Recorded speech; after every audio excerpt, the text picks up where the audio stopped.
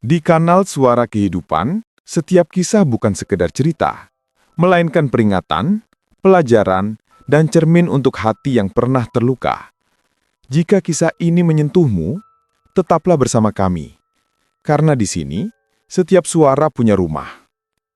Rumah itu berdiri seperti saksi bisu dari seluruh perjalanan hidupku.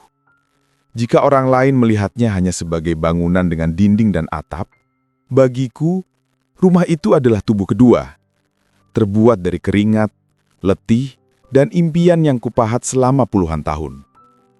Aku masih ingat bagaimana aku menanam setiap tiang fondasinya. Dulu, tangan ini masih kuat, kulitnya masih tebal, dan punggungku masih mampu memikul karung semen tanpa harus berhenti mengatur nafas. Tak ada yang membantu, hanya aku dan keinginan untuk memberi indah tempat paling aman di dunia. Aku menabung bertahun-tahun, mengurangi makan, menunda pakaian baru, bahkan mengorbankan waktu tidur. Semua demi satu mimpi. Indah tidak akan merasakan pahitnya hidup miskin seperti aku dulu. Rumah itu adalah bentuk cintaku yang paling nyata. Ketika akhirnya selesai, aku berdiri di depannya sambil menahan air mata. Bukan karena bangga atas kerja kerasku, tapi karena aku membayangkan Indah berlari-lari di halaman, tertawa, tanpa tahu betapa ayahnya pernah hampir menyerah demi membangun tempat itu. Waktu berlalu, Indah tumbuh menjadi perempuan yang lembut, lalu menikah, lalu memiliki anak. Dan pada hari ketika aku menyerahkan kunci rumah itu kepadanya, hatiku seperti basah oleh rasa bahagia yang sederhana. Ayah ingin kalian tinggal nyaman. Ini warisan ayah, kataku. Indah memelukku lama, seolah tubuh tuaku menjadi payung terakhir dalam hidupnya. Aku kira keputusan itu tepat. Aku kira memberinya rumah adalah cara terbaik untuk menua dengan tenang. Aku tidak pernah membayangkan bahwa seiring berjalannya waktu, rumah itu akan mulai terasa asing bagiku. Seperti seseorang yang pernah memanggilku ayah, tapi kini menatap dengan mata yang tak lagi mengenal. Rumah itu yang dulu kupelihara seperti nyawa kedua, kini menjadi tempat di mana aku mulai merasa sebagai orang luar. Bukan karena Indah menjauh, tetapi karena lingkungan yang ia tinggali, perlahan membentuk jarak antara aku dan setiap sudut rumah itu. Namun saat itu aku masih belum sadar. Aku masih percaya bahwa cinta seorang ayah tidak pernah salah arah. Bahwa memberi adalah bentuk tertinggi dari kebahagiaan. Aku tidak tahu bahwa kelak, pemberian itu akan menjadi pisau yang menggores jalanku sendiri. Aku berdiri di teras rumah pada malam hari, memandangi pintunya yang tertutup rapat. Lampu-lampu di dalam rumah menyoroti bayangan keluarga Indah yang sedang bercengkrama. Aku tersenyum. Meski ada rasa sepi yang samar mulai tumbuh. Tak apa, kataku pada diri sendiri. Selama mereka bahagia, ayah juga bahagia. Aku tidak tahu bahwa itu adalah awal dari luka yang perlahan-lahan akan tumbuh, menghitam, dan menolak sembuh. Luka dari sebuah rumah yang kupikir tempat pulang, tapi ternyata adalah tempat yang nanti akan mengusir langkahku sendiri. Jika kalian pernah merasa pengorbanan kalian tak dihargai, tinggalkan komentar. Suara kalian mungkin bisa menjadi penguat bagi yang sedang rapuh. Aku selalu percaya bahwa memberi adalah bahasa cinta yang paling jujur. Maka ketika menyerahkan rumah itu kepada Indah, aku merasa seperti akhirnya menunaikan janji yang kutanam sejak ia masih dalam gendunganku. Kelak, kau tidak perlu merasakan pahitnya berjuang sendirian, Nak. Hari ketika aku menyerahkan rumah itu kepada Indah, suasana begitu hangat. Mertuanya datang, suaminya tersenyum, dan cucuku memeluk kakiku.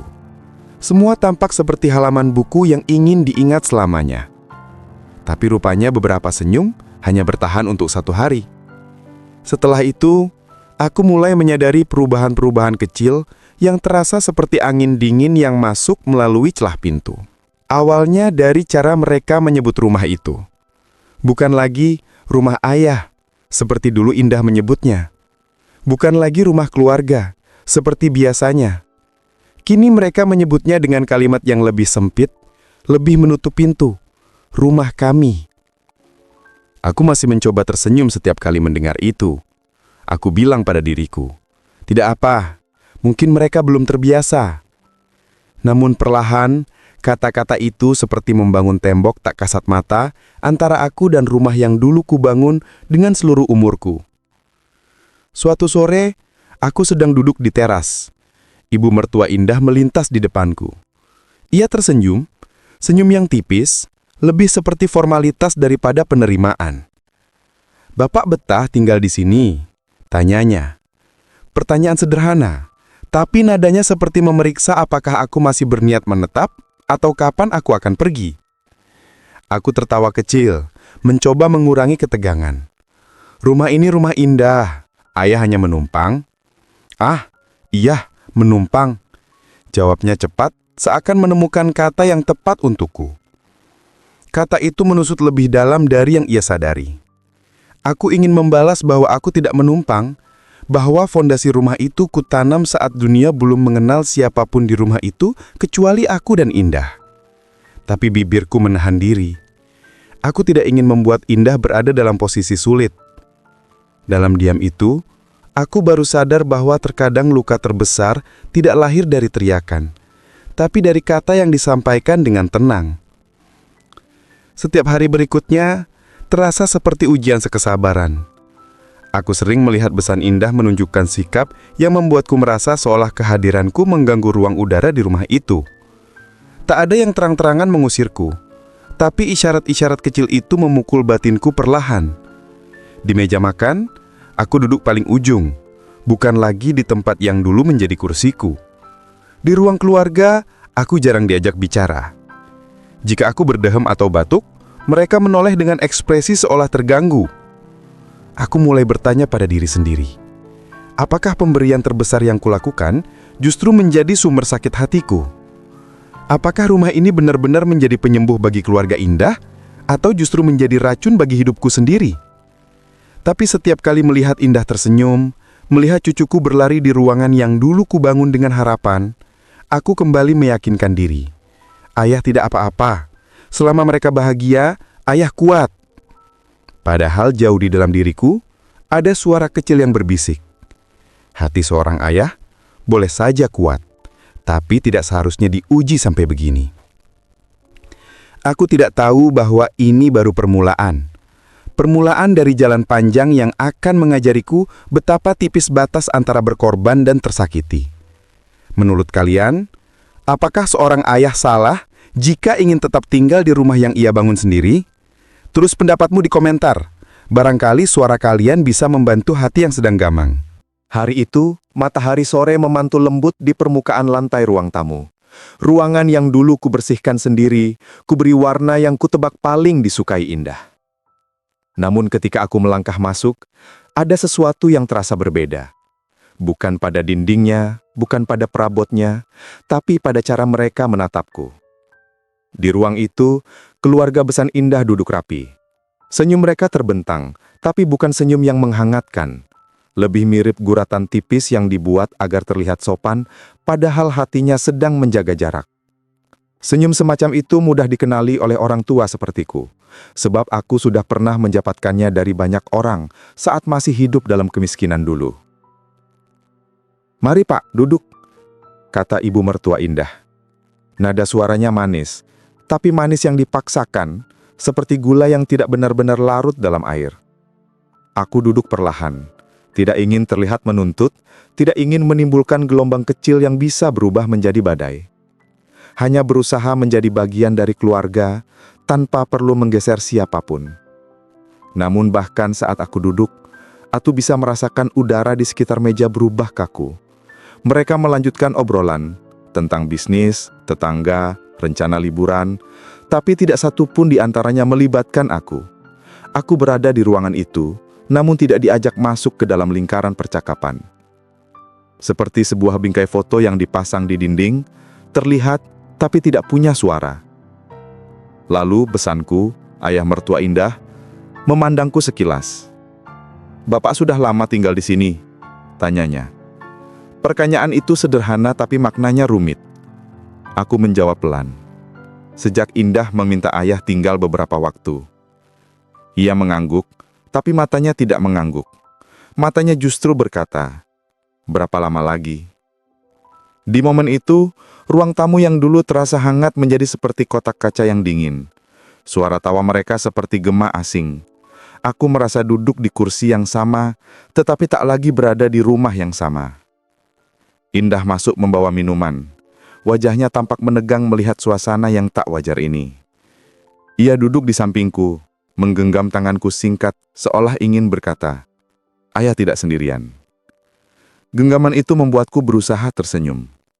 Namun setelah itu, ibu mertuanya berkata dengan suara pelan namun menusuk, "Indah, kamu harus jelaskan ke Bapak. Rumah tangga butuh privasi. Jangan sampai ada pihak luar yang membuat suasana tidak nyaman." Pihak luar. Aku mendengar istilah itu menghantam dadaku seperti palu godam. Apakah itu aku? Apakah seorang ayah yang membangun rumah ini kini dianggap sebagai pihak luar? Indah langsung membela, sedikit emosi. "Ibu, ayah bukan pihak luar. Ayah tinggal di sini karena aku yang memintanya." Tapi ibu mertuanya tersenyum kecil.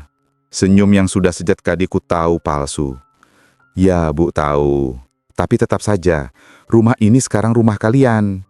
Harus dijaga baik-baik." Aku tidak ingin membuat keadaan memanas. Maka aku berkata pelan, "Sudahlah nak, ayah mengerti." Padahal sebenarnya aku tidak mengerti. Yang kupahami hanyalah satu. Ada jarak yang sedang mereka bangun. Jarak yang tidak kasat mata, namun terasa menyesakkan dada. Sore itu, saat mereka semua tertawa pada candaan kecil, aku tersenyum karena harus, bukan karena ingin. Setiap senyumku terasa seperti jahitan yang menahan luka agar tidak terbuka. Dan di tengah kebisingan bercakap-cakap, aku menyadari sesuatu yang pahit. Rumah yang dulu kubangun dengan rasa memiliki, kini membuatku merasa tidak punya tempat. Jika kalian pernah berada dalam keluarga yang membuat kalian merasa asing di tempat yang seharusnya rumah sendiri, ceritakan di komentar. Suara kalian mungkin bisa menguatkan hati orang lain. Hari-hari berikutnya terasa seperti hidup dalam rumah yang dulu ku kenal. Namun kini berubah menjadi ruang asing yang penuh bisik-bisik. Bisik-bisik itu tidak pernah ditujukan langsung kepadaku, namun selalu memastikan aku mendengarnya. Seperti mereka ingin lukanya mengenai, tapi tidak ingin terlihat sedang melukai. Pagi itu, aku sedang menyapu halaman depan. Kebiasaan lamaku yang belum hilang. Ketika aku bekerja, aku merasa lebih hidup. Karena kerasnya hidup dulu membuat tanganku terbiasa melakukan sesuatu. Namun dari balik jendela dapur, aku mendengar suara ibu mertua Indah bercampur lirih dengan suara menantuku. "Kalau Bapak terus tinggal di sini, nanti orang-orang ngomong, masa orang tua ikut tinggal sama anak? Kelihatan tidak mandiri." "Bu, ayah cuma sementara. Yang sementara itu kadang jadi kebiasaan. Kamu harus mulai batasin." Kata batasin itu seperti garis yang mereka tarik di tanah, memisahkanku dari keluarga yang dulu kubesarkan. Aku berhenti menyapu sebentar, hanya untuk memastikan aku tidak salah dengar. Tapi mereka terus berbicara, tidak sadar bahwa pintu dapur sedikit terbuka. "Aku takut rumah jadi tidak tenang, Bu." Suara menantuku terdengar ragu. "Ya itu dia, rumah tangga kalian itu prioritas. Orang tua itu jangan terlalu dilibatkan." Seakan seluruh masa tuaku hanya sebuah beban yang harus disingkirkan perlahan. Aku menunduk, menatap gagang sapu di tangan. Dulu, gagang sapu itu kupakai untuk membersihkan rumah setelah pulang kerja malam. Saat itu, Indah masih kecil, duduk di teras menunggu aku selesai agar kami bisa makan bersama meski hanya dengan lauk sederhana. Kini aku seperti penyapu yang tidak dibutuhkan, membersihkan rumah yang bukan lagi rumahku. Siang itu, aku kembali mendengar suara-suara itu. Lebih pelan tapi lebih menusuk. Dari ruang keluarga, ibu mertuanya berkata pada ipar Indah, "Kalau mau tertib, orang tua jangan terlalu lama tinggal di rumah anak. Bisa jadi masalah besar nanti." Iparnya menjawab sambil tertawa kecil. "Kalau rumah sudah jadi milik mereka, ya orang tua harus tahu diri." Tahu diri. Dua kata yang bisa membuat seorang ayah runtuh tanpa perlu disentuh. Aku duduk di kamar kecil yang diberikan untukku. Kamar itu dulunya ruang menyimpan barang-barang lama. Kini menjadi ruang tempat aku menyimpan diriku sendiri. Dari kamar itu, aku mendengar suara-suara mereka. Samar tapi tajam, seperti hujan yang jatuh satu-satu namun tetap membuat tubuh basah kuyup. Aku memejamkan mata, mencoba menenangkan dada yang semakin sesak. Aku tidak marah, tidak pernah marah. Yang ada hanya rasa tidak dipercaya, tidak diterima, dan tidak dianggap. Rasa yang jauh lebih menyakitkan daripada bentakan. Sore itu, Indah masuk ke kamarku. Wajahnya tampak lelah. Ayah, kenapa diam saja hari ini? Aku tersenyum kecil. Ayah hanya capek, Nak. Indah duduk di sampingku, memegang tanganku. Ayah kuat ya? Aku mengangguk. Meski dalam hati, aku bahkan tidak tahu apakah aku masih kuat menghadapi jarak yang terus mereka tarik dariku. Saat Indah keluar, aku mendengar lagi bisik-bisik di ujung lorong. Lihat kan, bapaknya jadi buat suasana rumah berat. Banyak diam, bikin tegang. Mereka tidak tahu bahwa diamku bukan karena ingin membuat suasana berat. Diamku adalah satu-satunya cara agar aku tidak pecah di tengah rumah yang dulu kubangun dengan cinta. Malam itu, sebelum tidur, aku berbisik pada diriku sendiri. Kadang yang paling menyakitkan bukan hinaan terang-terangan, tapi bisikan yang sengaja dibuat pelan agar hanya kita yang mendengar. Apakah kalian pernah mengalami keadaan di mana kehadiran kalian dianggap mengganggu, padahal kalian hanya ingin dekat dengan keluarga? Ceritakan di komentar. Mungkin kisah kalian bisa menjadi pelukan untuk hati seseorang. Pagi itu, aroma masakan memenuhi dapur. Harum, hangat, dan seharusnya mengundang siapapun untuk merasa nyaman. Namun entah mengapa, setiap langkahku menuju meja makan justru terasa seperti melintasi jembatan rapuh yang bisa runtuh kapan saja. Di meja makan itu, kursi-kursi telah terisi. Ibu mertua Indah di ujung, menantuku di tengah, cucuku di sampingnya. Mereka berbincang, tertawa kecil, mengulang cerita-cerita yang tidak kubagi. Dan di sana, kursiku kosong, sengaja tidak ditarik, sengaja tidak disediakan. Aku berdiri beberapa saat, menunggu ada yang mempersilahkan. Tapi semua mata sibuk dengan piring masing-masing, seolah aku tidak ada di ruangan itu. Indah datang dari dapur membawa piring untukku. Ayah, sini, duduk di sini. Ia menarik kursi di sampingnya. Wajahnya terlihat sedikit gelisah, seperti seseorang yang sedang menutupi kenyataan pahit agar aku tidak terluka. Tapi aku sudah merasakan lukanya bahkan sebelum ia menarik kursi. Aku duduk perlahan, mencoba menyesuaikan diri dengan suasana, mencoba memulai hari dengan hati yang lapang. Tapi ibu mertua Indah menatap piringku dengan ekspresi tersamar. Indah, lain kali jangan lupa sisakan dulu untuk keluarga inti. Nanti kalau kurang, repot. Kurang, repot. Seolah porsi makanku adalah ancaman bagi keharmonisan rumah mereka. Indah mencoba menjawab lembut. Bu, ini rumah ayah dulu. Ayah bukan tamu. Namun ibu mertuanya tersenyum kaku. Senyum yang sudah sering kupelajari nadanya. Niat ibu hanya mengingatkan, Nak. Orang tua kalau tinggal lama biasanya harus menyesuaikan diri agar tidak membebani. Aku ingin berkata bahwa aku tidak ingin membebani siapapun. Aku hanya ingin berada dekat dengan anakku. Aku hanya ingin mendengar suara cucuku setiap pagi. Aku hanya ingin menghabiskan sisa hidupku dengan hati tenang. Tapi kata-kata itu hanya berputar di rongga dadaku. Tak ada yang keluar.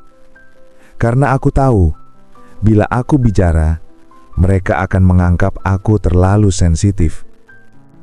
Jadi, aku memilih memotong roti di piringku perlahan-lahan. Diam, menahan napas agar tidak menyakiti siapapun. Namun diamku justru melahirkan komentar lain dari ipar Indah yang datang terlambat ke meja makan. "Oh, ayah di sini. Saya kira ayah sarapan di kamar. Kan biasanya begitu." Aku merasakan jantungku jatuh ke dasar perut. Kata kamar itu seperti mengurungku kembali dalam ruang sempit tempat aku dianggap pantas berada. Indah langsung menegur pelan. "Jangan begitu, Kak." Tapi luka sudah lebih dulu menempel di dadaku. Aku memandang kursi kosong di seberang meja. Kursi yang dulu pernah menjadi tempatku ketika rumah ini masih milikku. Kursi itu seperti simbol dari jarak yang semakin melebar. Kursi itu seperti berkata padaku, "Tempatmu bukan lagi di sini." Sebelum makan selesai, Ibu mertua Indah berkata dengan suara yang dibuat senormal mungkin, "Bapak, nanti kalau Indah dan suaminya pergi, Bapak tidak usah repot ikut masuk ke dapur. Biar kami saja. Bapak bisa istirahat di kamar." Kamar. Selalu kamar. Tempat kecil yang mereka jadikan titik untuk menyembunyikanku dari rutinitas mereka. Siang itu, ketika semua orang sudah pergi, aku duduk sendirian di ruang makan, menatap kursi-kursi yang terasa semakin jauh dariku. Aku bertanya pada diriku sendiri, bagaimana mungkin seseorang bisa merasa sendirian di rumah yang ia bangun sendiri? Bagaimana mungkin meja yang dulu penuh tawa bersama Indah, kini menjadi saksi sepi yang menghimpit napasku? Pelan-pelan, aku meraba sisi meja yang dulu kupaku sendiri. Kayunya sudah halus sekarang, lebih rapi, lebih modern, namun aku masih bisa merasakan bayangan tanganku yang dulu bekerja keras demi membuat rumah ini menjadi tempat aman untuk anakku.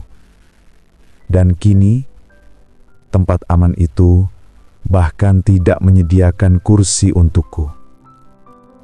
Malam itu datang dengan langkah pelan, seperti seseorang yang takut mengganggu. Angin yang menyusup lewat sela jendela mengibaskan tirai lusuh yang sudah lama menemani sepi di rumah ini. Aku duduk sendirian di kursi kayu yang mulai retak, menatap langit-langit gelap yang seolah menyimpan lebih banyak rahasia daripada yang sanggup kutangani. Hari ini, Indah pulang dengan mata bengkak. Ia tak bercerita. Ia hanya memelukku, erat sekali, seperti seorang anak kecil yang takut kehilangan boneka kesayangannya. Dan dalam pelukan itu, aku bisa merasakan ketakutan yang ia sembunyikan. Ketakutan menjadi anak yang dianggap durhaka hanya karena ingin membela ayahnya.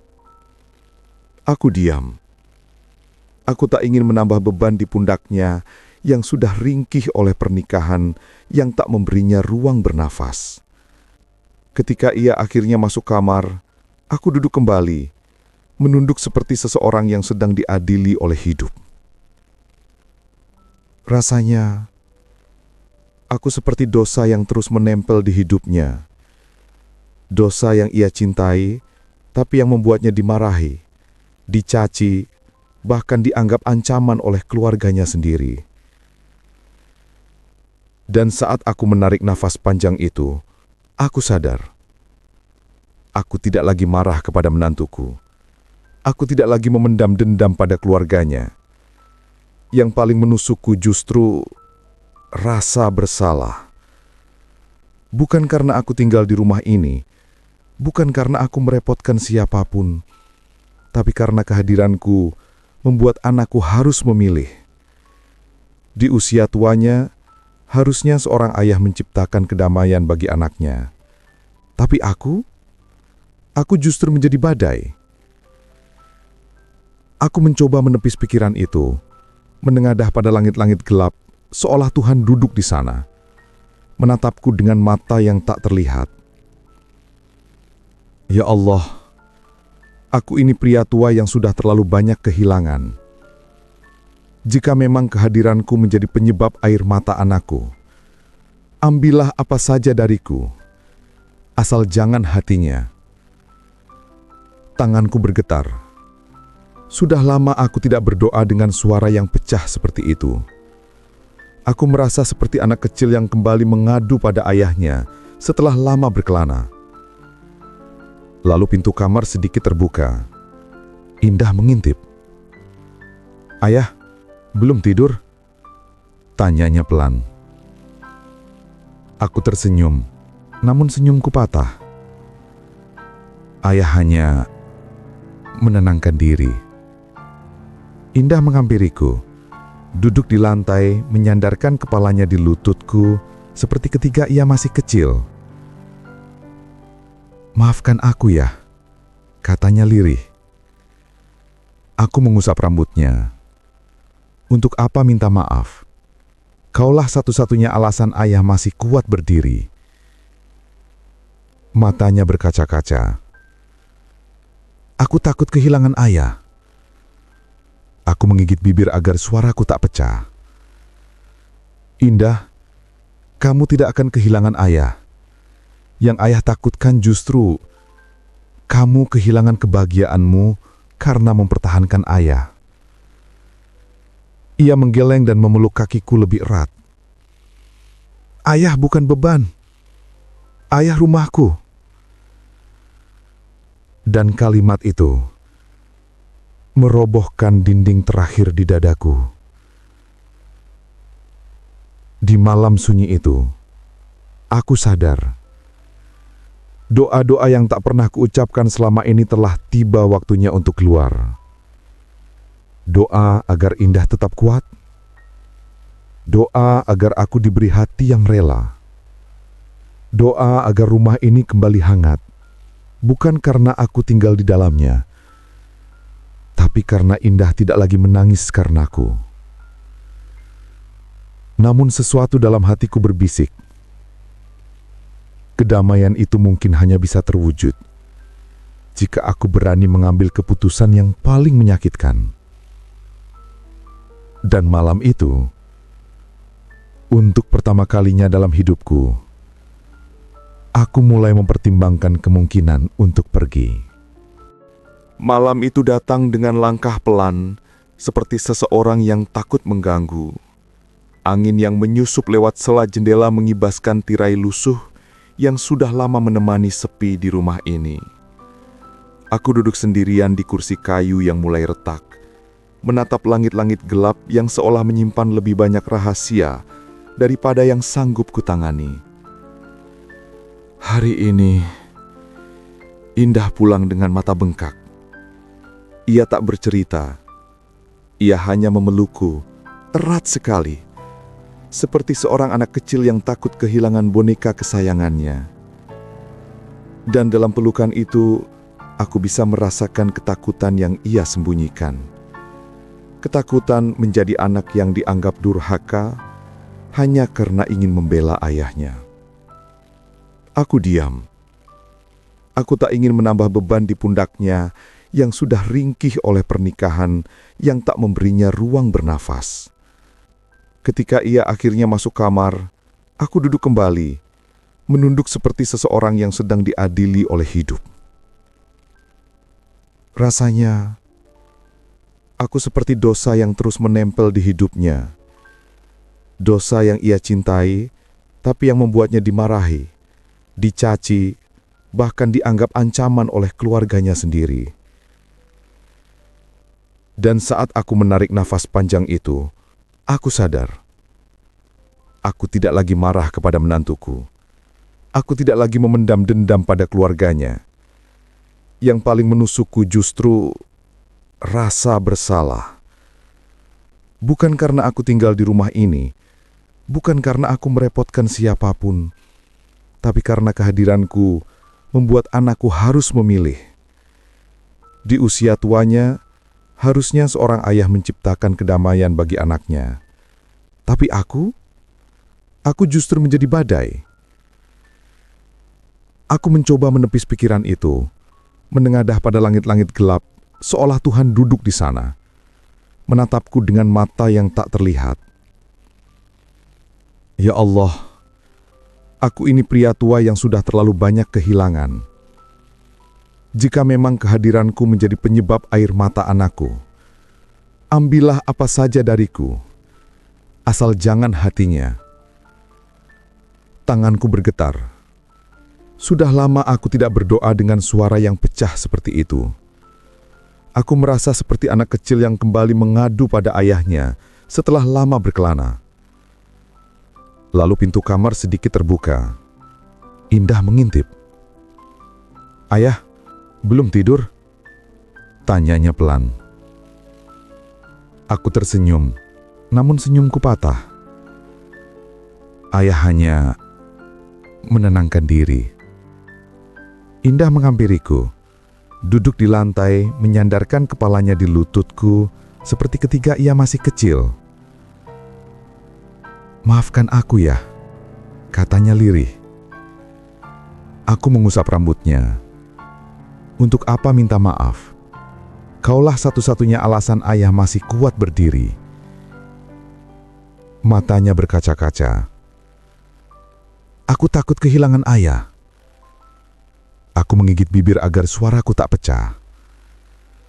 "Indah, kamu tidak akan kehilangan ayah. Yang ayah takutkan justru kamu kehilangan kebahagiaanmu karena mempertahankan ayah."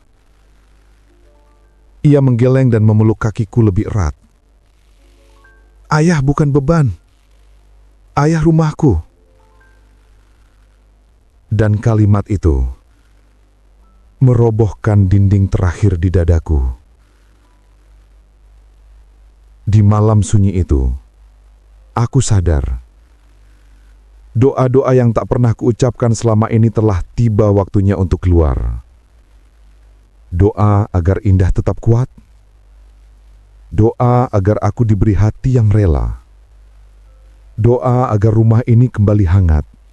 Bukan karena aku tinggal di dalamnya, tapi karena Indah tidak lagi menangis karenaku. Namun sesuatu dalam hatiku berbisik, kedamaian itu mungkin hanya bisa terwujud jika aku berani mengambil keputusan yang paling menyakitkan. Dan malam itu, untuk pertama kalinya dalam hidupku, aku mulai mempertimbangkan kemungkinan untuk pergi. Pagi hadir lebih cepat dari biasanya, seperti ingin mengusir sisa-sisa malam yang masih menempel di dadaku. Sinar matahari menembus selak-irai, menyapu lantai rumah yang terasa semakin asing bagiku. Ada keheningan yang tidak biasa, keheningan yang bukan sekedar sunyi, tapi seperti jeda panjang sebelum sesuatu yang menyakitkan akhirnya terjadi. Aku duduk di tepi ranjang, memandangi tas kecil yang sudah kusiapkan sejak dini hari. Tidak banyak isinya, hanya beberapa baju dan obat-obatan. Aku menyentuh tas itu dengan jari-jari gemetar, seperti seorang lelaki yang menyentuh sesuatu yang seharusnya tidak ia sentuh. Aku belum siap. Tuhan tahu, aku belum siap. Tapi aku juga tahu, jika aku terus berada di sini, Indah akan terus menjadi perisai antara aku dan keluarganya. Perisai itu sudah mulai retak. Suara langkah Indah terdengar di luar kamar. Aku buru-buru menyembunyikan tas di bawah ranjang. Pintu diketuk pelan. "Ayah, sudah bangun?" Suaranya serak. Mungkin ia belum tidur semalaman. Aku memaksakan senyum ketika pintu terbuka. "Sudah, Nak." Ia masuk membawa 2 cangkir teh panas. Uapnya naik pelan, seperti doa yang tidak pernah selesai diucapkan. Ia menyerahkan 1 cangkir kepadaku dan duduk di kursi samping ranjang. "Ayah, semalam aku dengar ayah menangis," katanya pelan tanpa menatapku. Dadaku langsung sesak. Aku menggeleng cepat. "Ayah hanya lelah, tidak apa-apa." Indah menggenggam tanganku. "Ya, jangan pernah merasa ayah sendirian. Aku tidak akan biarkan siapapun mengusir ayah. Aku menelan kalimat itu perlahan. Kalimat yang begitu manis, tapi juga begitu menyakitkan. Karena aku tahu ia mengatakannya dari luka, bukan dari kedamaian. Nah, kataku lirih. Kadang, mencintai seseorang berarti berani melepaskan dirinya dari beban.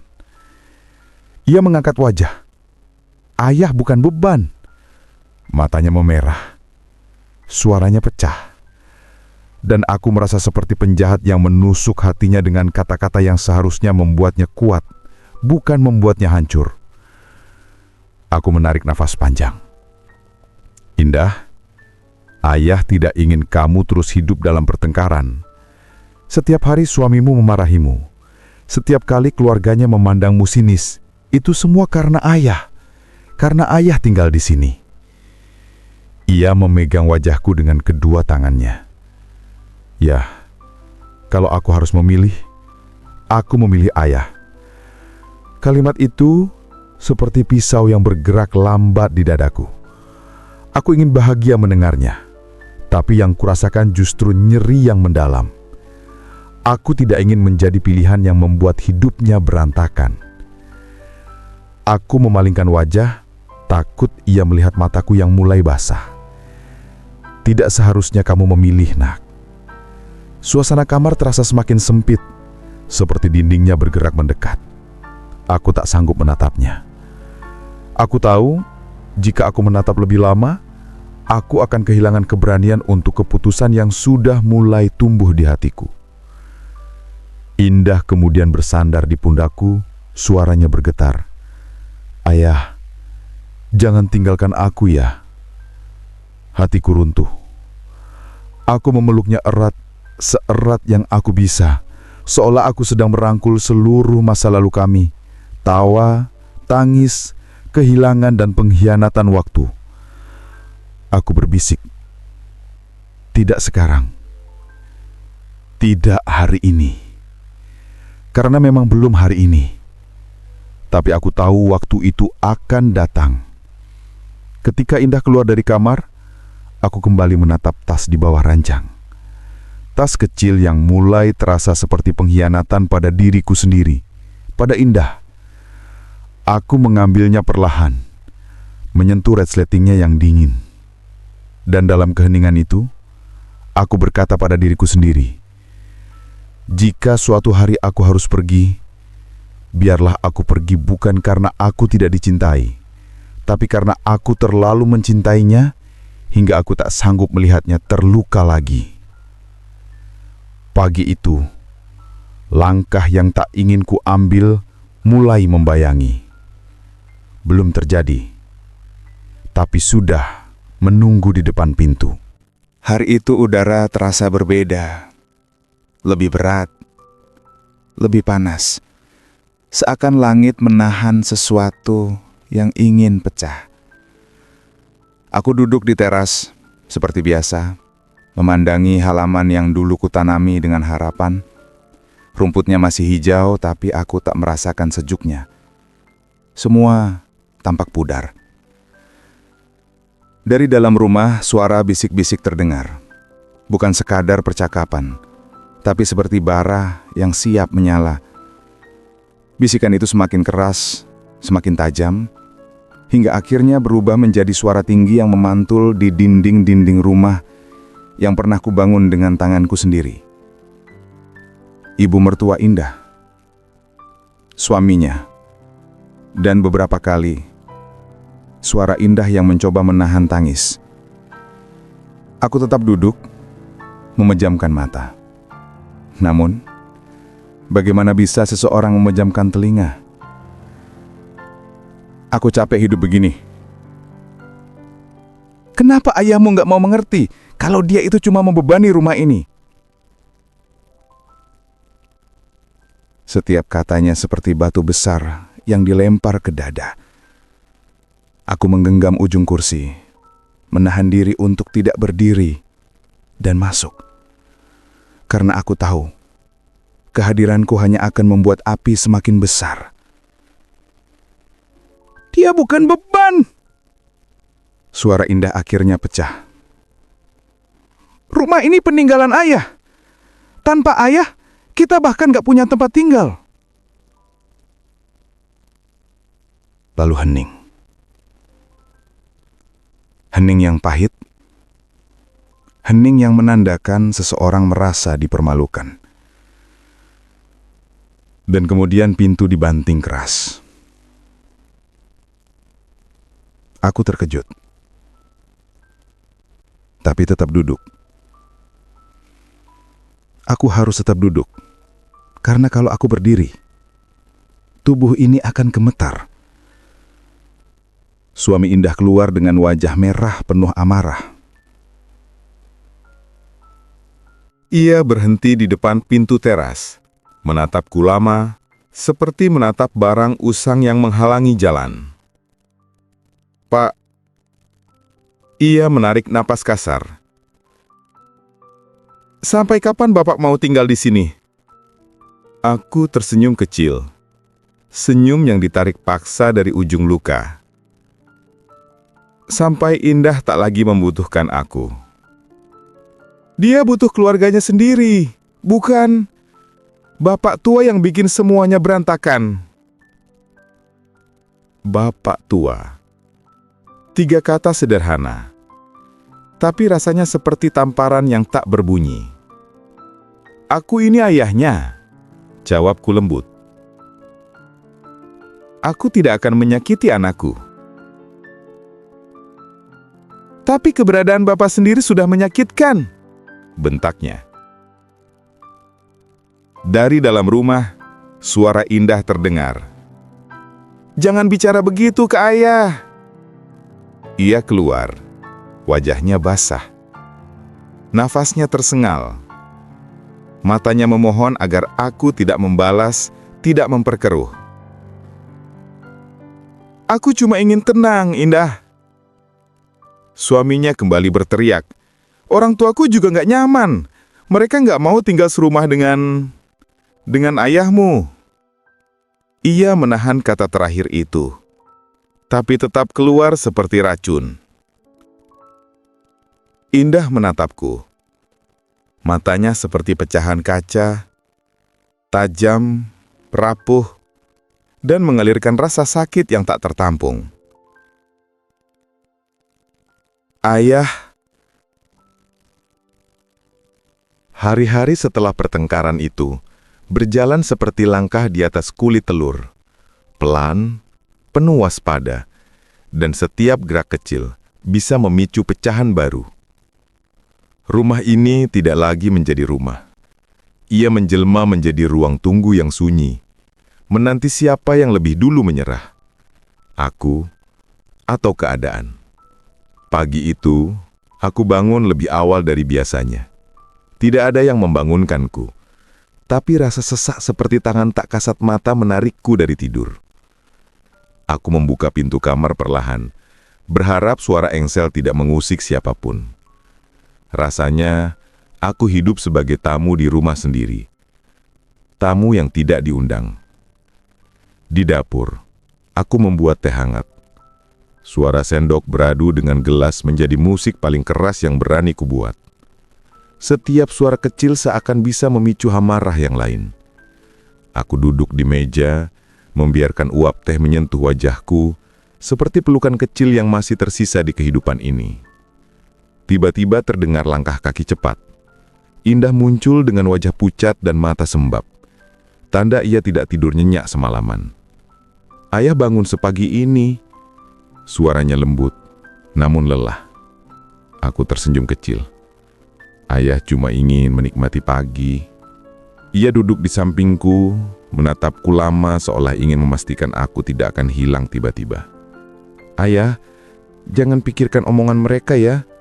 Aku masih belum mengizinkan ayah pergi.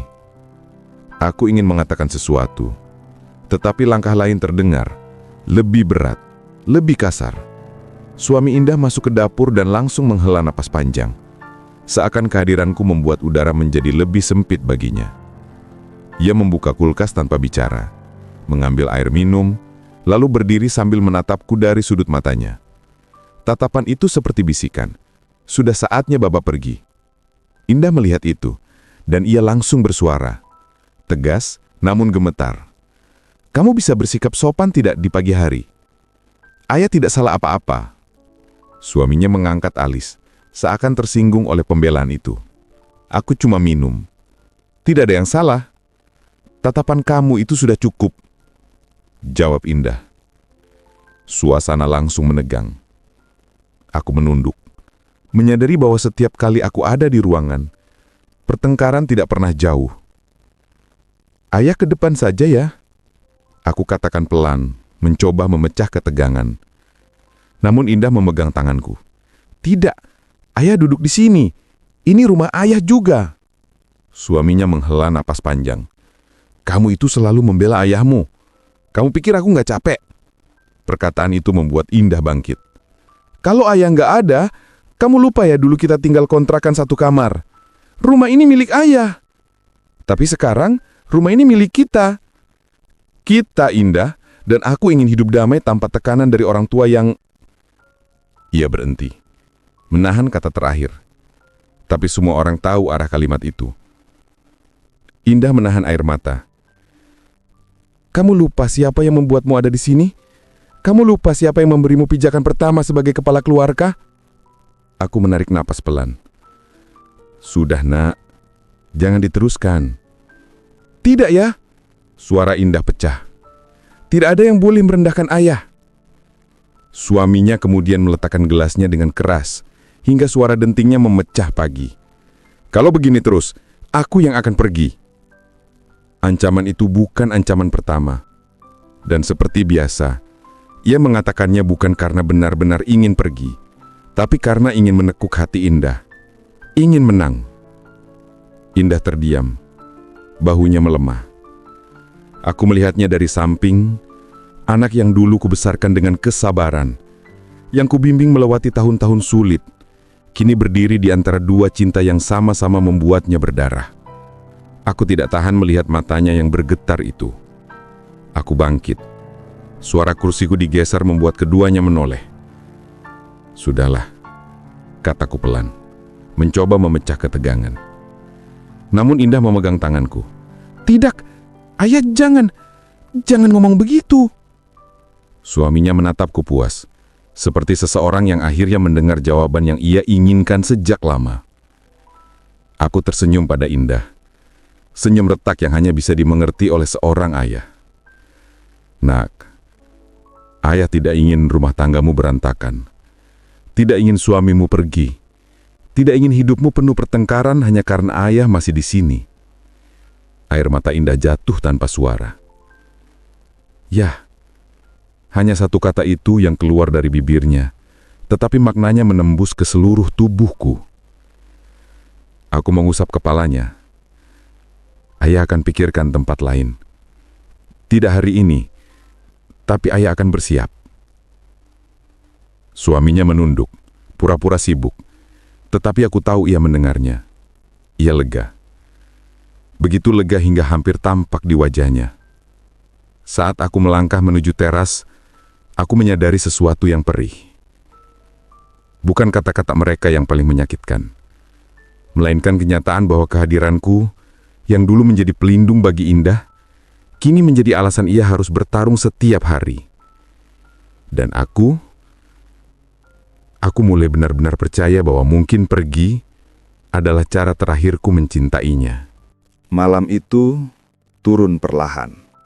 Seperti tirai gelap yang menutup panggung kehidupan yang semakin sulit kupahami. Udara dingin merayap masuk melalui jendela, membuatku menarik selimut lebih tinggi. Namun bukan udara yang membuatku menggigil, melainkan keputusan yang mulai matang di dalam dada. Perlahan, aku bangkit dari ranjang. Kaki tua ini menapak lantai dengan berat, seakan setiap langkah adalah godam yang memukul hati sendiri. Di bawah ranjang, tas kecil yang seminggu lalu kusiapkan diam menunggu, seperti rahasia yang ingin segera dibuka. Kupandangi tas itu lama. Perjuanganku, harga diriku, dan seluruh sisa keberanianku seperti tertampung pada benda kecil itu. Akhirnya, aku tarik keluar. Bunyi resletingnya terdengar lirih, hampir seperti bisikan perpisahan. Baju-baju kusimpan rapi, satu persatu. Ada kemeja yang dulu kubeli saat mengantar Indah wisuda. Ada celana kain yang biasa kupakai ke masjid. Ada sweater yang dibelikan almarhum istriku sebelum ia pergi meninggalkan dunia. Setiap kain menyimpan kenangan. Dan setiap kenangan terasa seperti duri kecil yang menusuk perlahan. Saat aku mulai melipat sarung, langkah kaki terdengar di luar kamar. Pelan, ragu, lalu berhenti tepat di depan pintu. Pintu diketuk perlahan. "Yah, ayah belum tidur." Indah. Aku buru-buru menutup tas dan meletakkannya di samping ranjang. "Belum, Nak. Kenapa?" Ia masuk dengan langkah lemah. Matanya merah, sembab, seperti habis menahan hari yang terlalu berat. Indah duduk di sampingku, tidak berkata apa-apa, hanya bersandar pada bahuku. Keheningan itu seperti membuat waktu berhenti. Yah, suaranya pecah. Kita berantem lagi. Aku tak bertanya siapa yang memulai. Tak perlu.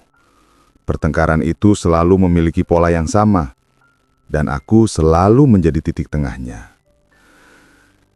"Aku capek ya," ia berbisik. Capek membela ayah, capek disalahkan, capek dianggap melawan suamiku. Aku mengusap kepalanya pelan, seperti saat ia kecil dan menangis karena jatuh dari sepeda. Tapi kali ini bukan lututnya yang luka, melainkan seluruh hidupnya. "Ayah tahu," jawabku pelan. "Maafkan ayah." Ia menggeleng cepat. "Jangan bilang begitu. Salahnya bukan ayah." Aku tersenyum tipis. Dalam keluarga, kadang salah bukan soal siapa yang benar atau salah. Kadang salah adalah tentang siapa yang kehadirannya paling mudah disalahkan. Matanya kembali berkaca. Ia meraih tanganku, menggenggamnya erat seakan takut aku menghilang. "Ayah jangan kemana-mana ya. Aku cuma punya ayah." Genggaman itu membuat hatiku terbelah. Indah memintaku tetap tinggal, sementara hidup memaksaku untuk pergi. Aku menelan nafas panjang. "Nak, ayah tidak akan pergi malam ini. Ayah masih di sini. Tapi ayah harus mulai mempersiapkan semuanya." Indah menatapku, mempelajari wajahku yang mungkin mulai menunjukkan garis-garis keputusan yang tidak lagi kutepi. "Apa maksud ayah?" Suaranya nyaris berbisik. Aku memandang langit-langit kamar, mencari keberanian yang tersangkut di sudut-sudut gelap. "Kalau ayah terus tinggal di sini, kamu akan terus berperang. Suamimu akan semakin keras, mertuamu semakin jauh, dan kamu akan semakin tersakiti. Ayah tidak sanggup melihat itu." Indah menggeleng kuat-kuat.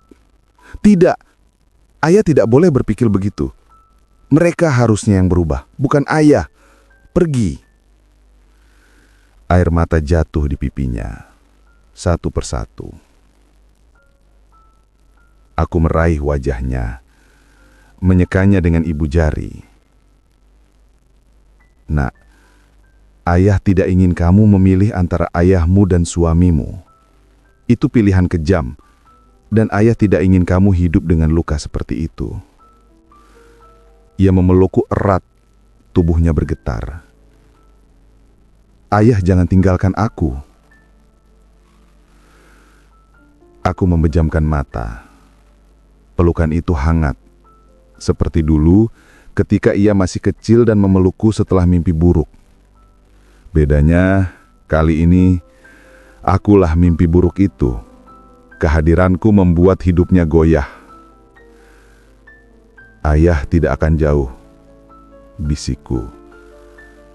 Tapi, ayah harus memberi ruang untuk rumah tanggamu bernafas. Keheningan panjang menyusul.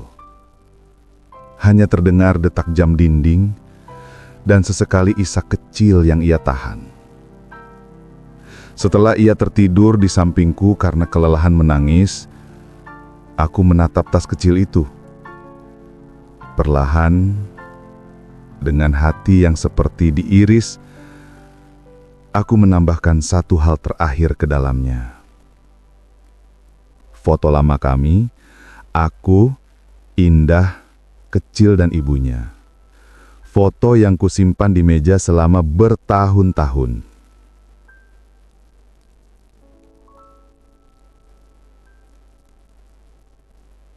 Hari itu hujan turun tanpa jeda, seperti langit menumpahkan seluruh keluh kesahnya pada bumi. Aku duduk di ruang tamu, memandangi tetes hujan di jendela yang bergerak cepat, saling berlomba jatuh. Entah mengapa, aku merasa hujan itu sedang menertawakan ketidakberdayaanku, menyindir bahwa bapak tua sepertiku hanya bisa duduk, diam, dan menunggu nasib memutuskan arah hidupnya.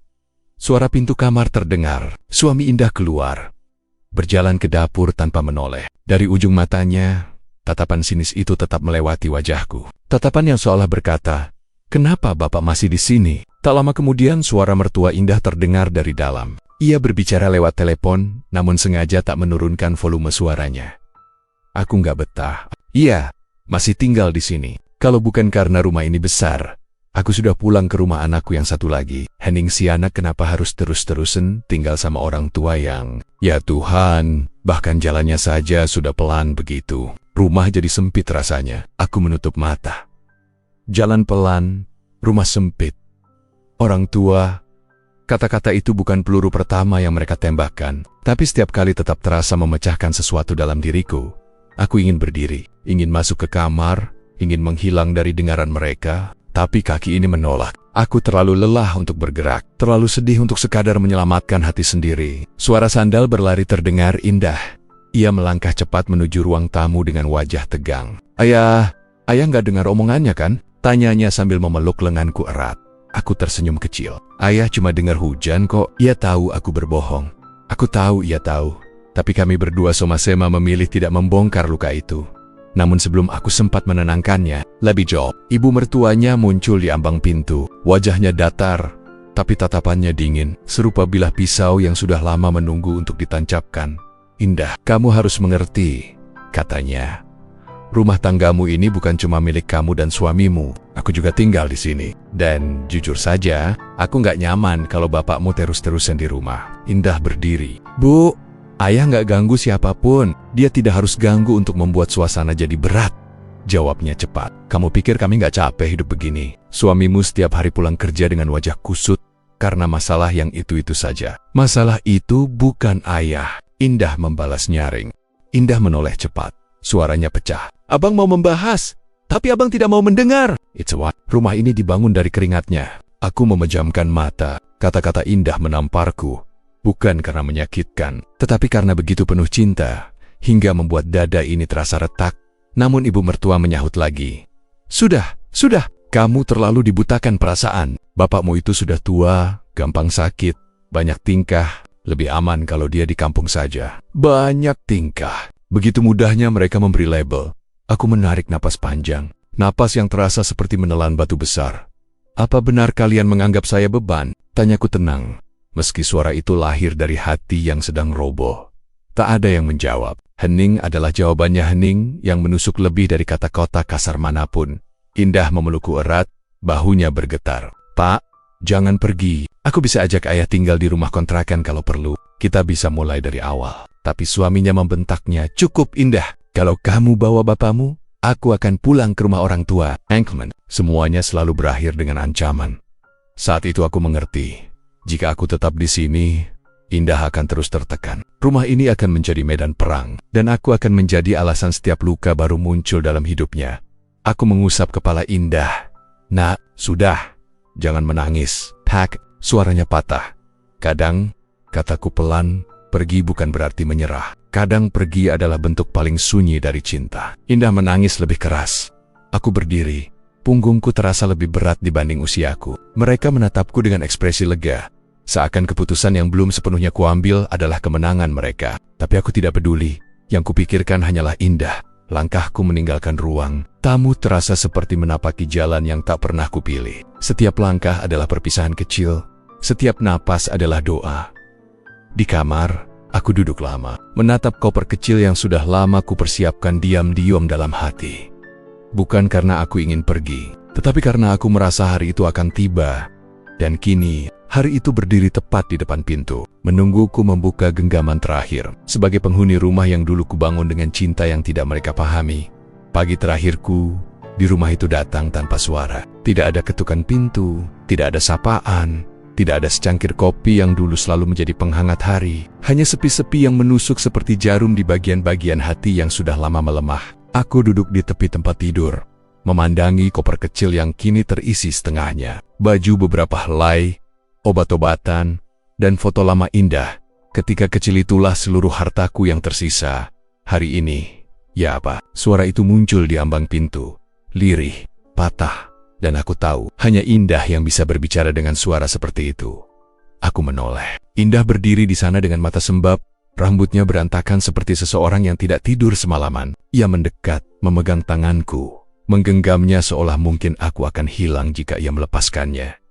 Pak, ayah tidak perlu pergi. Aku akan cari cara. Aku menggeleng lembut, nak. Kadang kita harus membiarkan angin membawa kita ke tempat yang mungkin tidak kita inginkan. Tapi bukan karena kita kalah, melainkan karena kita tidak ingin ada yang terluka lebih dalam. Indah menunduk. Bahunya bergetar. Aku tidak mau ayah pergi. Ini kan rumah ayah. Kalimat itu menghantamku. Jika perasaan bisa terdengar, mungkin bunyinya adalah retakan yang perlahan pecah. Aku mengangkat wajahnya dengan kedua tanganku. Rama, itu sudah bukan milik ayah lagi, nak. Bukan karena surat atau hak, tapi karena hatinya tidak lagi menyediakan tempat untuk ayah duduk dengan tenang. Indah menangis terseduh. Ia memelukku erat. Memeluk seperti anak kecil yang takut kehilangan cahaya. Dan aku membalas pelukannya kali ini lebih lama daripada biasanya. Karena entah kapan aku bisa merasakannya lagi. Ketika aku keluar dari kamar, koper kecil itu berada di tanganku. Di ruang tamu, keluarga besan berdiri dengan wajah yang berusaha tampak netral. Tapi aku bisa membaca rasa lega di sudut-sudut ekspresi mereka. Lega karena akhirnya seseorang yang mereka anggap mengganggu akan menyingkir dari hidup mereka. Suami Indah hanya menatap lantai. Tidak berani menatap mata orang yang telah membesarkan. Istrinya, ibu mertuanya, mengeluarkan kalimat yang paling klise namun paling menyakitkan. Bapak hati-hati di jalan. Ya, semoga betah di kampung. Betah. Lucu sekali mereka menggunakan kata itu. Betah. Bagaimana bisa seorang ayah betah di tempat yang bukan pilihannya? Setelah diusir dari rumah yang ia bangun dengan jiwanya sendiri. Tapi aku tersenyum kecil. Bukan untuk mereka. Untuk diriku sendiri, untuk memastikan aku tetap manusia. Meski mereka memperlakukanku seolah tidak bernilai. Terima kasih. Jawabku singkat. Ketika aku hendak melangkah, Indah memelukku dari belakang. Pak, jangan pergi. Air matanya menetes di punggungku. Tangisannya tidak lagi lembut. Ia menangis seperti seseorang yang sedang kehilangan rumahnya sendiri. Aku memegang tangannya, mengusapnya.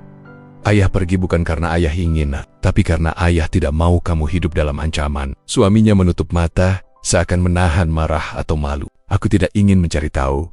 Aku berjalan keluar. Setiap langkah seperti menapaki beling yang tertanam di tanah. Dingin pagi mencambuk wajahku. Angin mengusap tubuh tua ini dengan kasar. Seolah ingin memastikan aku tahu bahwa dunia di luar rumah ini tidak menjanjikan apa-apa. Namun saat aku melewati gerbang, aku menoleh sekali lagi. Rumah itu berdiri tegak, masih kokoh, masih indah, masih dengan cat yang kupilih sendiri. Tapi anehnya, rumah itu terasa asing. Seperti sosok yang dulu kucintai. Tetapi kini menatapku tanpa mengenal. Titip Indah, gumamku pelan. Entah kepada siapa, kepada rumah itu, Capital, atau kepada Tuhan yang selama ini dia menyaksikan. Indah berdiri di teras, menangis tanpa suara. Tangannya terulur, tapi tidak bisa meraih apapun. Seperti ada kaca besar di antara kami, kaca tak terlihat bernama takdir.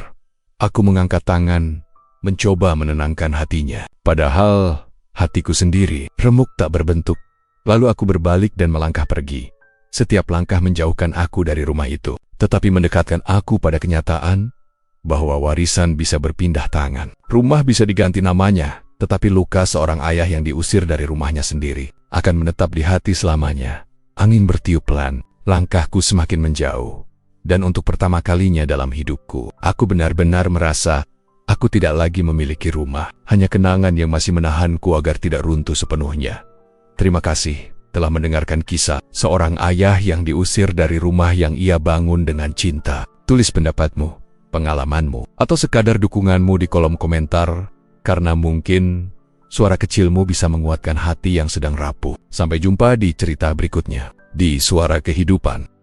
Malam itu, rumah terasa lebih luas dari biasanya, bukan karena ukurannya berubah, melainkan karena hatiku semakin menyusut. Dinding-dinding yang selama ini menjadi pelindung seolah bergerak menjauh, meninggalkan aku sendirian di tengah kehampaan yang menusuk hingga tulang. Aku duduk di ujung ranjang kecil yang kupakai sejak mereka memindahkan barang-barangku ke kamar belakang. Kamar itu sempit, sumuk dan sepi. Butir-butir debu menari di udara, diterangi cahaya remang dari lampu yang mulai redup seperti nyalaku sendiri.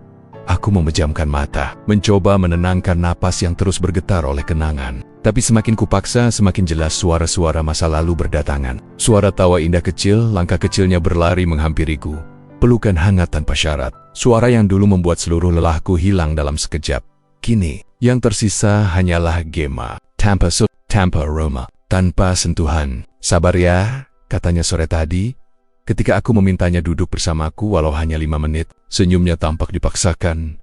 Matanya berkedip cepat pertanda ia menahan air mata. Kita tidak bisa terus begini, lanjutnya lembut, seolah sedang menenangkan seorang anak yang tersesat.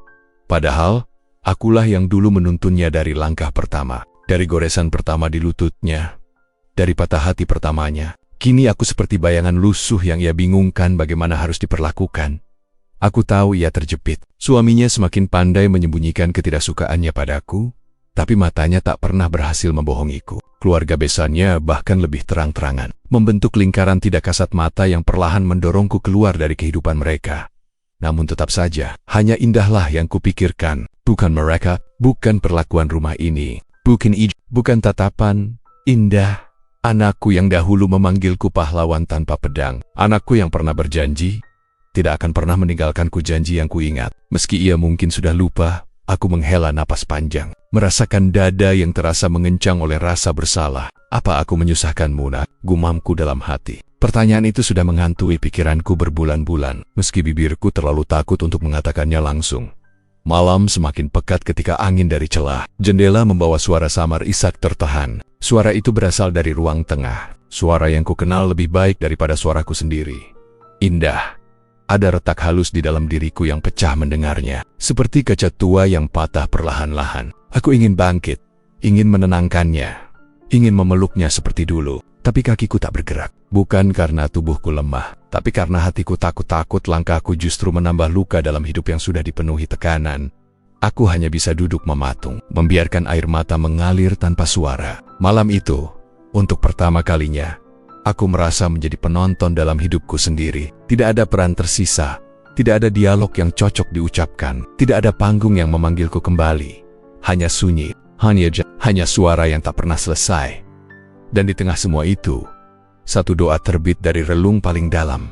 Tuhan, jangan biarkan anakku terluka karena keberadaanku malam itu. Aku sadar kadang, mencintai berarti siap menjadi bayang-bayang, bahkan jika itu berarti menghilang perlahan.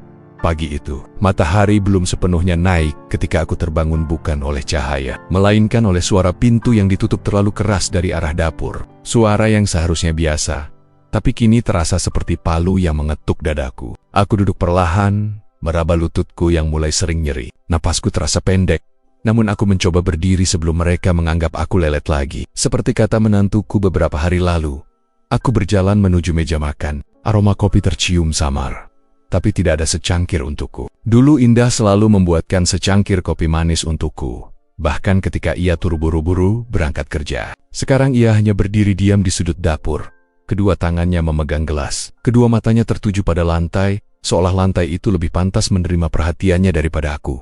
pagi nak, ucapku pelan, berharap menyentuh hatinya walau sedikit.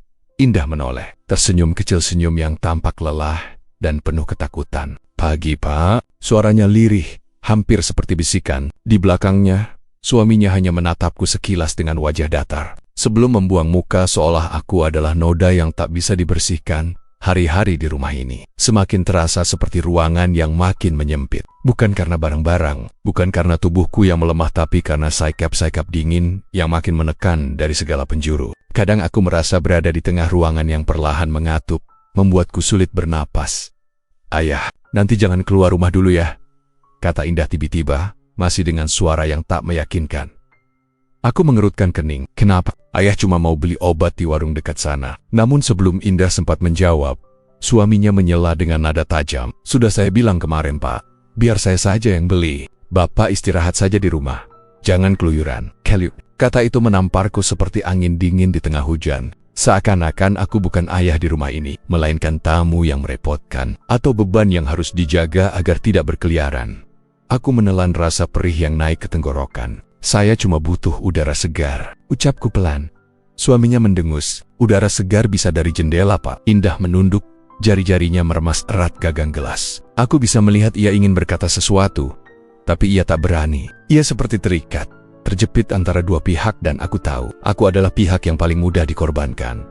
Setelah mereka pergi, rumah kembali sepi. Keheningan itu tidak lagi menenangkan. Ia berubah menjadi monster yang mengintip dari sadit-sadit ruangan, mengingatkanku bahwa keberadaanku tidak lagi diinginkan. Aku berjalan menuju kamar belakang, menatap barang-barangku yang semakin sedikit. Aku sengaja mengurangi apapun yang bisa membuat mereka merasa aku memenuhi ruang.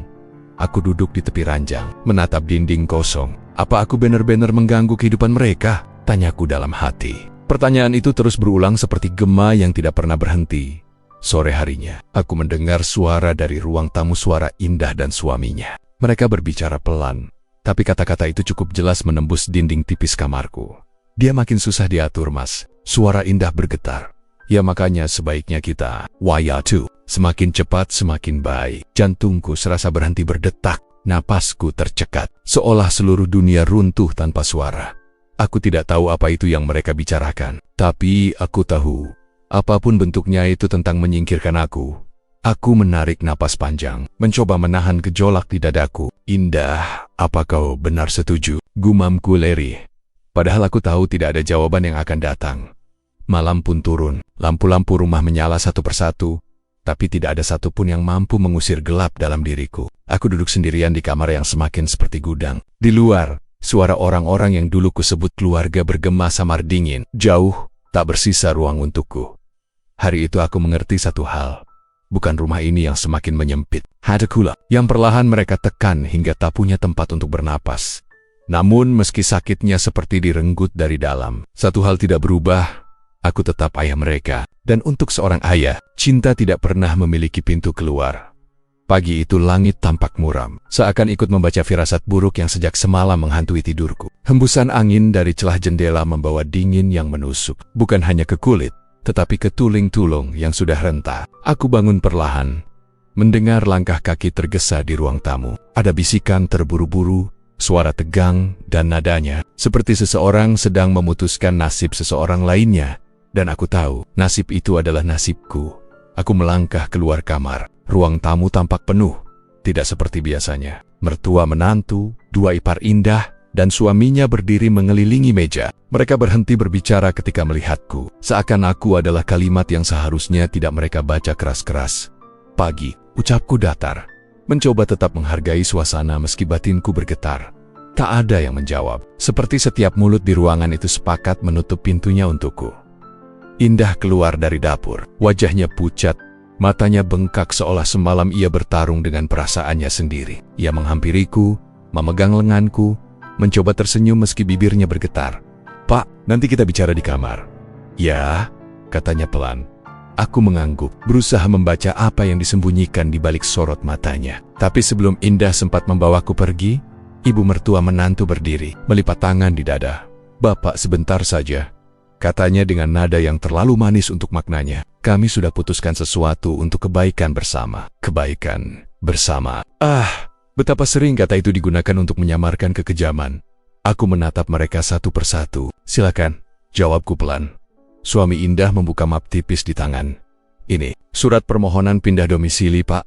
Maksud kami, Bapak nanti tinggal di rumah Pak D di kampung. Lebih tenang, lebih sejuk juga di sana. Aku menahan napasku. Tenggorokanku kering. Jadi, kalian ingin aku tinggalkan rumah ini? Ibu mertua menjawab cepat. Ini rumah keluarga kami sekarang. Sudah sepantasnya Bapak tidak terlalu campur urusan rumah tangga Indah. Biar mereka hidup tenang. Tenant, kata yang telah berkali-kali mereka gunakan sebagai pembenaran untuk mendorongku keluar dari kehidupan anakku sendiri. Aku menatap Indah. Ini kemauanmu juga, Nak. Indah menggigit bibirnya. Matanya berair. Ia memegang kedua lenganku erat, seolah aku adalah sesuatu yang akan hilang jika tidak digenggam. Tidak, Pak. Bukan kemauanku. Aku tidak setuju. Tapi mereka memaksaku. Suaminya mengangkat suara. Indah, cukup. Ini sudah dibahas. Rumah ini dulu memang ayah bangun, tapi sekarang sudah jadi milikmu, Nah. Ayah cuma numpang rasa. Ucapanku membuat Indah menunduk. Suaranya gemetar ketika ia menjawab. Jangan bilang begitu. Ayah bukan numpang. Ayah keluarga. Seandainya ia tahu betapa menyakitkannya kata numpang itu, seandainya ia mendengar semua bisikan yang sengaja mereka ucapkan saat aku lewat, seandainya ia menyadari betapa sering mereka menganggap langkah kecilku sebagai ancaman terhadap kenyamanan mereka.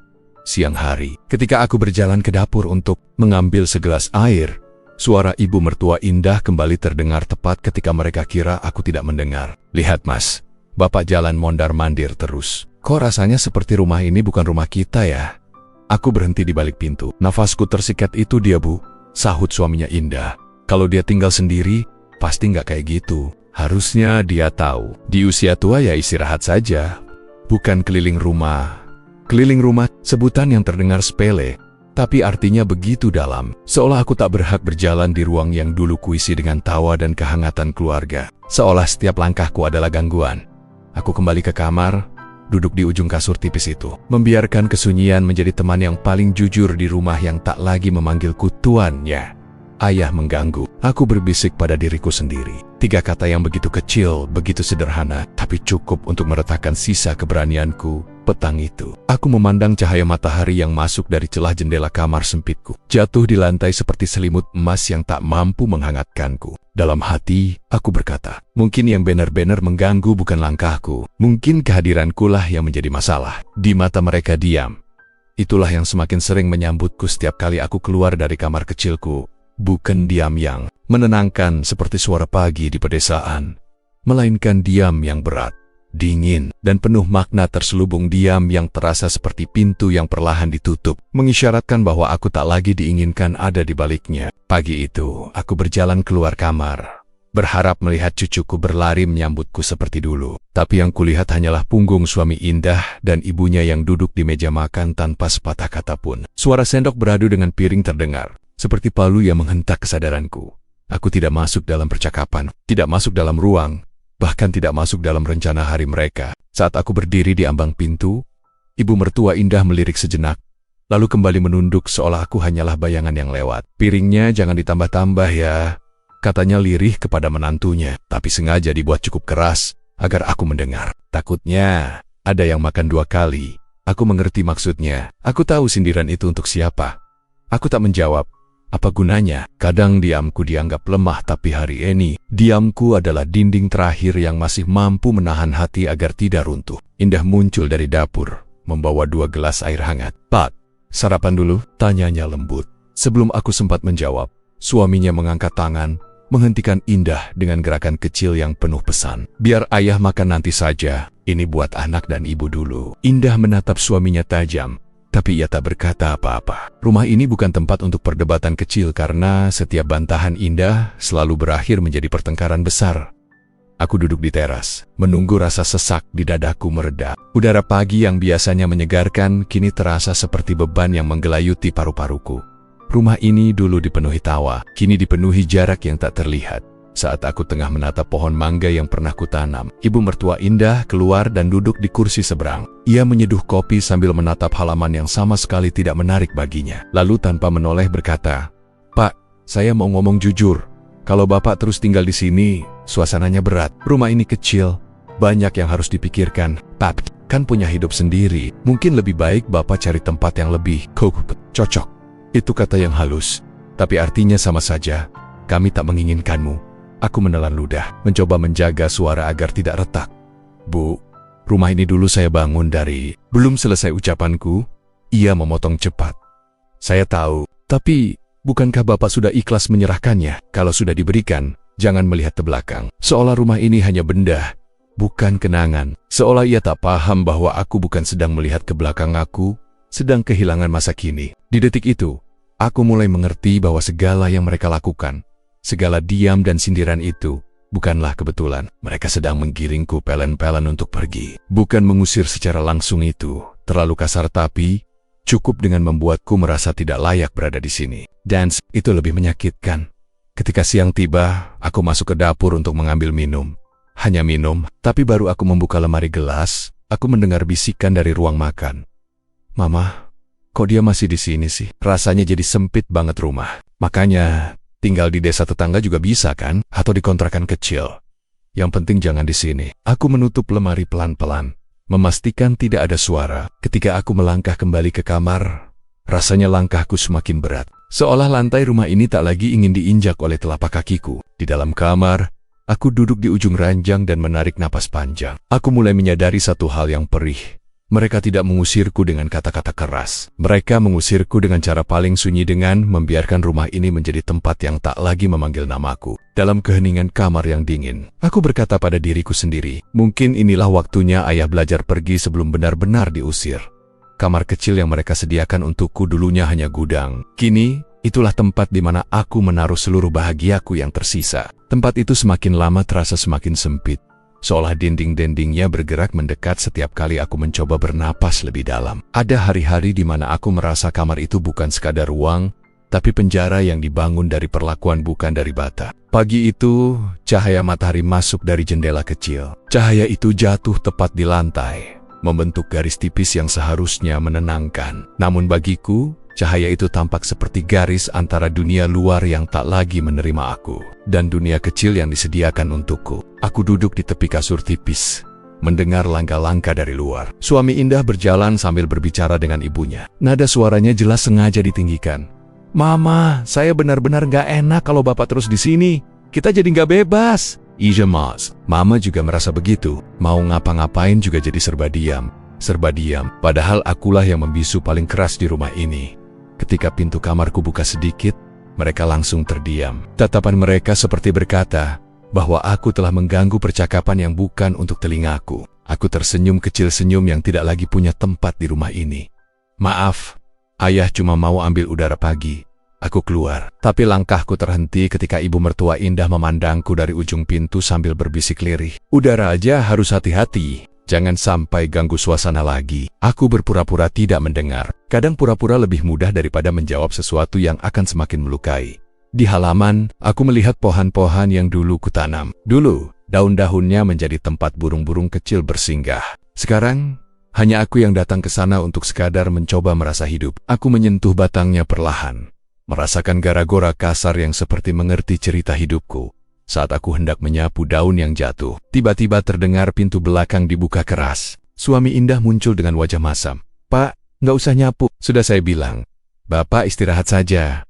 Bapak sudah tua. Kali ini suaranya tidak ditahan, tidak disindirkan, tidak disamarkan. Langsung seperti hantaman ke dada. Ayah cuma ingin bantu sedikit. Bantu, nanti malah makin merepotkan. Kata itu merepotkan seolah menghapus semua tahun aku bekerja tanpa mengeluh. Semua malam yang kulalui untuk membiayai sekolah Indah. Semua waktu yang kulewati demi membangun rumah ini. Aku kembali ke kamarku, menutup pintu. Di sana, aku duduk menghadap dinding kosong. Waktu berjalan lambat, setiap detik seperti menekan dadaku. Indah masuk setengah jam kemudian. Ia duduk di sampingku. Pak, ayah kenapa? Aku menatapnya. Indah, apa ayah merepotkan? Pertanyaan itu keluar tanpa bisa kutahan.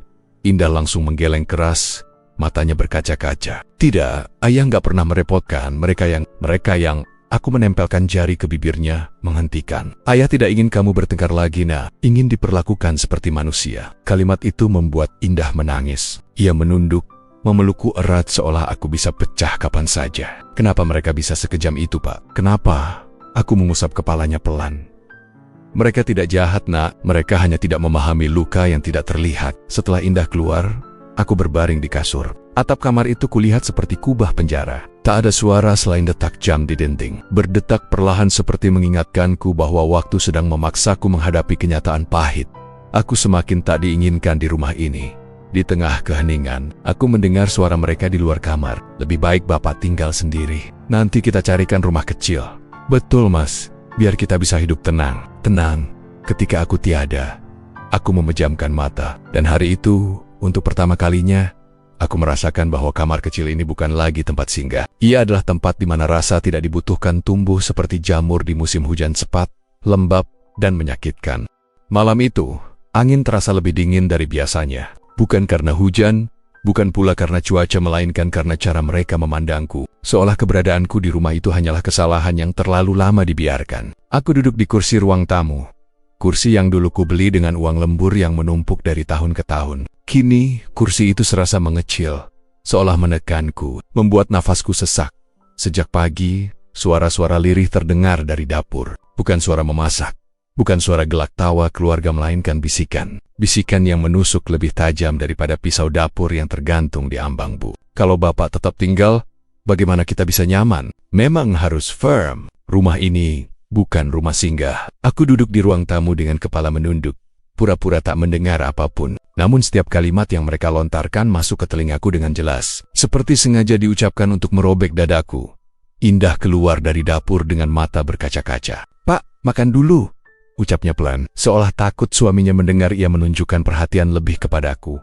Aku tersenyum kecil. "Nanti saja, Nak. Kamu makan dulu." Senyuman itu kupaksakan. Sejujurnya, aku sudah menelan terlalu banyak makan pahit hari itu. Hingga nasi pun rasanya tak lagi punya tempat di kerongkonganku.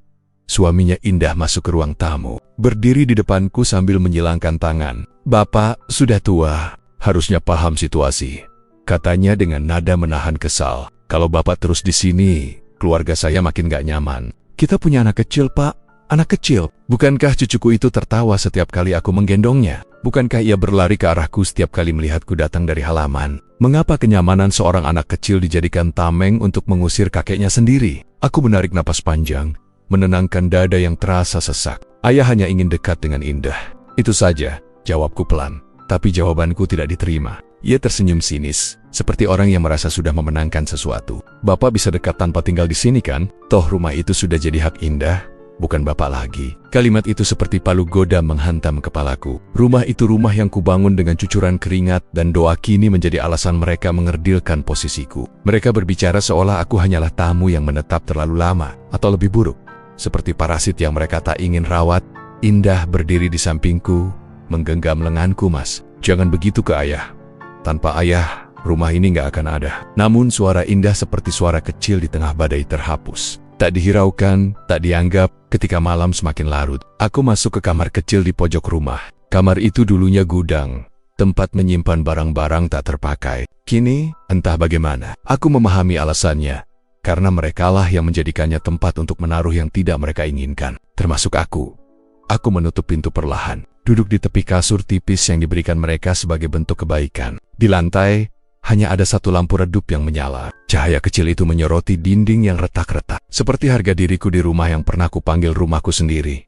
Di keheningan itu, aku bertanya pada diriku sendiri, apakah aku benar-benar sedang tinggal di rumahku? Atau aku sedang menumpang di tempat yang pernah menjadi impianku? Sebelum tidur, aku memandang ke langit-langit kamar, mengusap dada yang masih sesak. "Tuhan, apa aku sedang dihukum? Atau sedang diuji?" Dan hatiku menjawab sendiri, mungkin aku tidak sedang dihukum. Mungkin aku hanya sedang diajari bahwa tidak semua yang kita wariskan akan kembali memuliakan kita.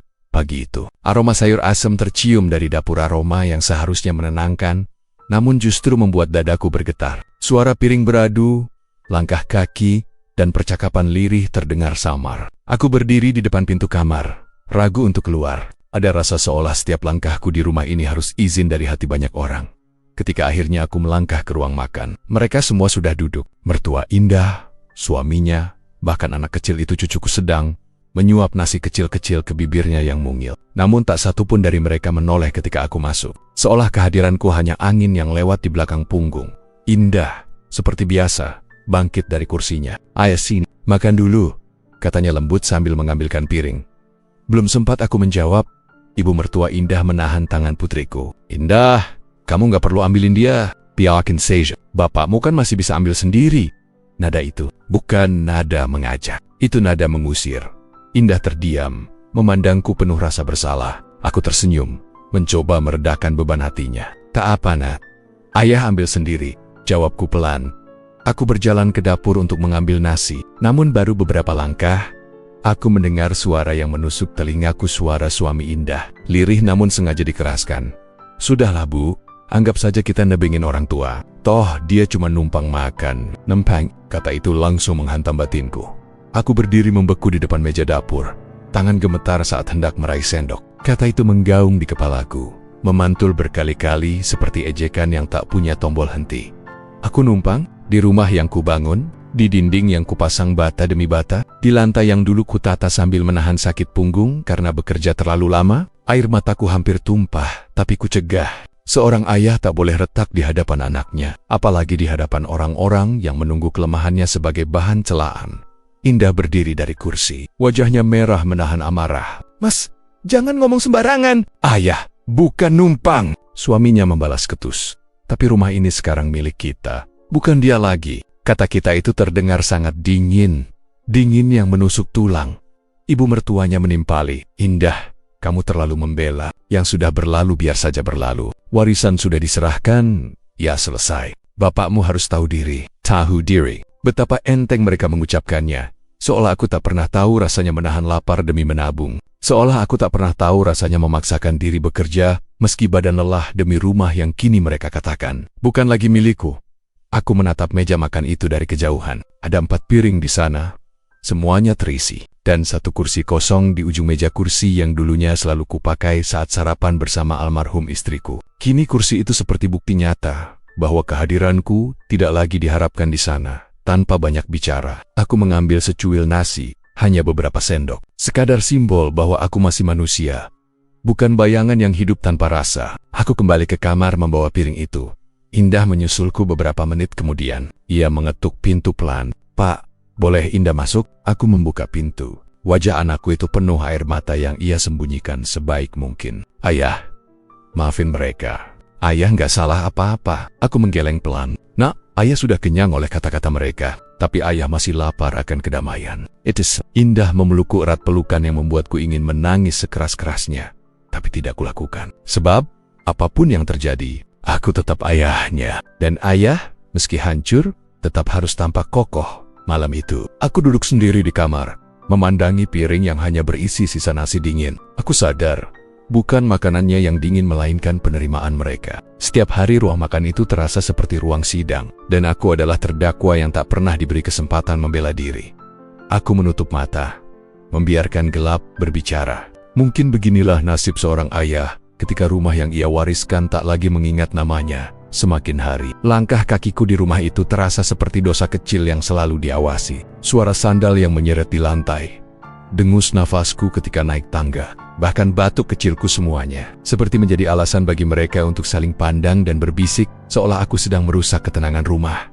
Pagi itu, aku berusaha membantu Indah menyapu halaman. Bukankah setiap ayah ingin tetap berguna meski tubuhnya mulai rentah? Aku menggenggam gagang sapu itu dengan tangan yang mulai bergetar dimakan usia. Baru beberapa ayunan, tiba-tiba suara tajam memecah udara. "Pak, biar Mas Dimas saja yang bersihin. Bapak istirahat." Itu suara ibu mertua Indah. Nadanya bukan perhatian melainkan penolakan yang dibungkus halus. Aku mengangguk, meski hatiku menolak. "Bapak masih kuat, Bu," jawabku pelan. Ia menggeleng sambil tersenyum tipis.